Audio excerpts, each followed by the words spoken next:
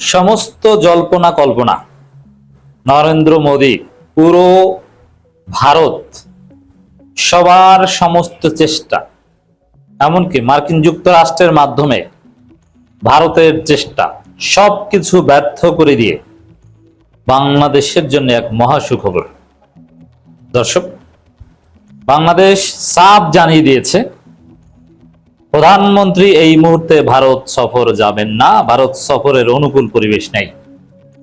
তবে হ্যাঁ, তাহলে অনুকূল পরিবেশ হবে কিভাবে? চারটা শর্ত দিয়েছে। শেখ হাসিনাকে ফেরত দিতে হবে, শহীদ শরীফ ওসমান হাদির হত্যাকারীদের ফেরত দিতে হবে। একদম চোখে চোখ রেখে কথা বলছে বাংলাদেশ। স্বাধীন বাংলাদেশে 1971 সাল থেকে শুরু করে এখন পর্যন্ত এত কঠিন কোন সিদ্ধান্ত বাংলাদেশের কোন সরকার আগে নিতে পারেনি। এমন কোন চেষ্টা নেই যে ভারত করেনি তারেক রহমানকে রাজি করাতে। যে তারেক রহমান, আপনি কি চান? এই কথাও বলেছে ভারতের পক্ষ থেকে ডিপ্লোম্যাটিক সোর্স, যেটা আমাদেরকে জানিয়েছে। ভারত তারেক রহমানের জন্য মহা পুরস্কার রেডি করে রেখেছে, মহা উপহার, সারপ্রাইজিং উপহার। কিন্তু কোন উপহার, কোন পুরস্কার, কোনো কিছুতে তারেক রহমান সরকারকে টলাতে পারেনি। ভারতের ফাঁদে তারেক রহমান আপাতত পা দিচ্ছেন না। বিমস্টেক সভাপতি হিসেবে প্রথমে দাওয়াত দিয়েছে ব্রিক্স কনফারেন্সের সাইড লাইনে, না সেটা তো একটা অবমাননা। সেটা প্রত্যাখ্যান করার পর বলেছে ঠিক আছে, আপনি যাতে খুশি হন, দ্বিপাক্ষিক সফর হোক। এর মানে আপনাকে আবার আমন্ত্রণ জানালাম, মাননীয় প্রধানমন্ত্রী অব বাংলাদেশ।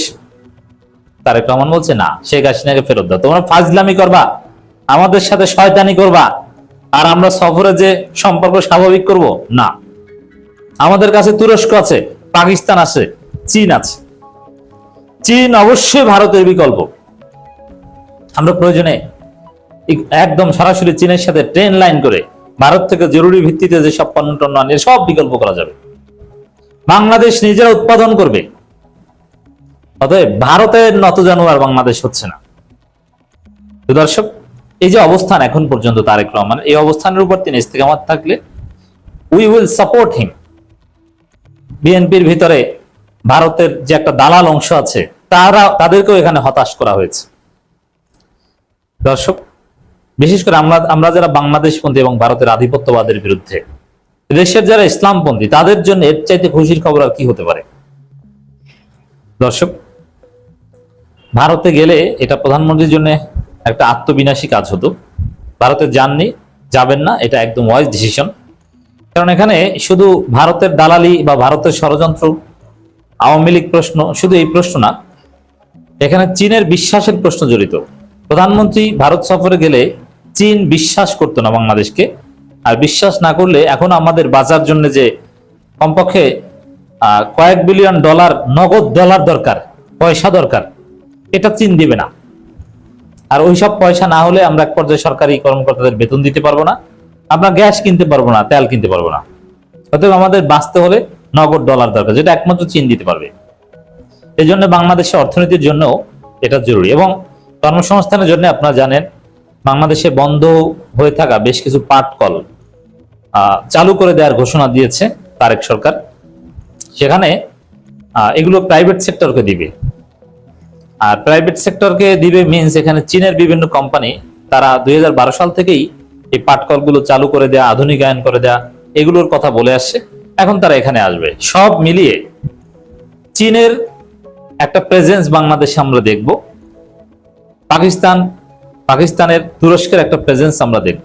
ইন্ডিয়ান হেজিমনি শেষ হয়ে যেতে যাচ্ছে।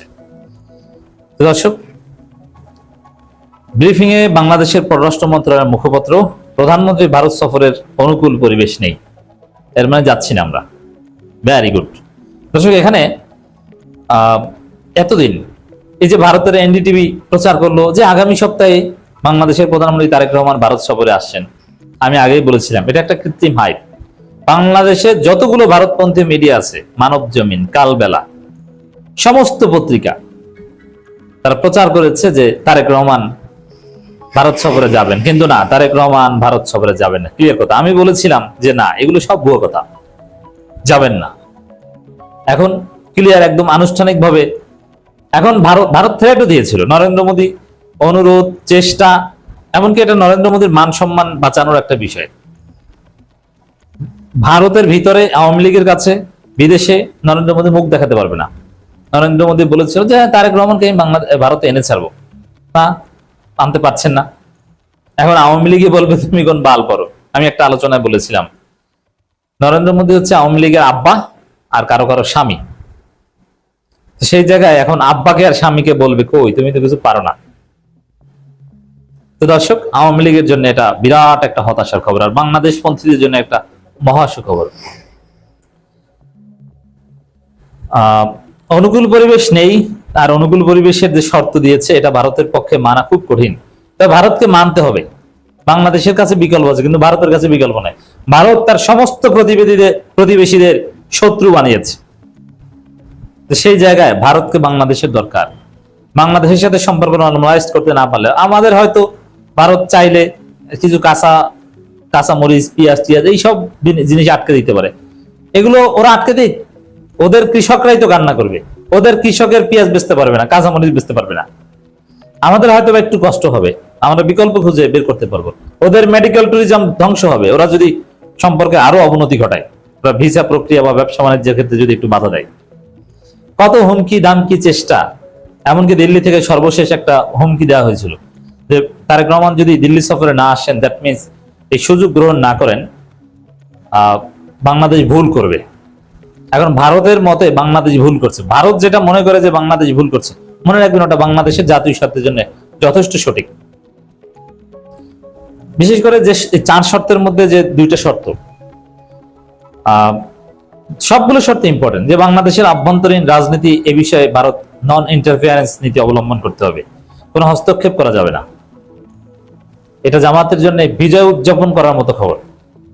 ভারত বাংলাদেশে নাই, বাংলাদেশ হস্তক্ষেপ করতে পারবে না, মানে তেমন কোনো সমস্যাই নেই বাংলাদেশের রাজনীতিতে। কিছু ধাক্কাধাক্কি মারামারি যা আছে, ভারত নাই মানে দেখবেন ওই যে ছাত্রদল শিবির মারামারি হয়েছে, কিছুদিন পর সবাই মিলে মিশে গেছে, সব জায়গায় আপোষ হয়েছে, একসাথে বসেছে, এক টেবিলে বসেছে। এই দৃশ্য কেউ কল্পনা করেছেন একটা সময়? ভারতের হেজিমনি আসবে মানে আবার সেই এক দলকে হত্যাযোগ্য করবে, কিন্তু এখন আর সেই যুগ আসবে না। বাংলাদেশের অভ্যন্তরীণ কোনো বিষয়ে ভারতকে হস্তক্ষেপ করতে দেওয়া যাবে না, এটা স্পষ্ট জানিয়ে দিয়েছে। শেখ হাসিনাকে ফেরত দিতে হবে। এখন শেখ হাসিনাকে তো দিবে না, এখন ভারত চাইলে এই যে শর্তগুলোর আংশিক মেনে বাংলাদেশের সাথে একটা সুন্দর সম্পর্ক গড়ে তুলতে পারে। ভারত এবার বাঁচতে পারে চাইলে, কারণ তাদের পেঁয়াজ নষ্ট হয়ে যাবে, তাদের কাঁচামরিচ নষ্ট হয়ে যাবে, আলু নষ্ট হয়ে যাবে বাংলাদেশে বেচতে না পারলে, তাদের মেডিকেল ট্যুরিজম, হোটেল বন্ধ হয়ে যাবে। তো এই জায়গায় দর্শক, শেখ হাসিনাকে সরাসরি ফেরত না দিলেও শেখ হাসিনা কোনো কথা বলতে পারবে না, একদম গৃহবন্দী টাইপের থাকবে, এটা ভারত নিশ্চিত করতে পারে। আর আওয়ামী লীগের শীর্ষস্থানীয় নেতাদের একটা অংশ, কমপক্ষে 5 জনকে, ওবায়দুল কাদের, আসাদুজ্জামান খান কামাল, এরকম কয়েকজনকে যদি ফিরিয়ে দেয় বাংলাদেশ সরকার, বাংলাদেশের হাতে দেয়, তাহলে আমি মনে করি যে সম্পর্কের উন্নতি হতে পারে। একটা পর্যায়ে তারেক রহমান ভারতে যেতে পারেন।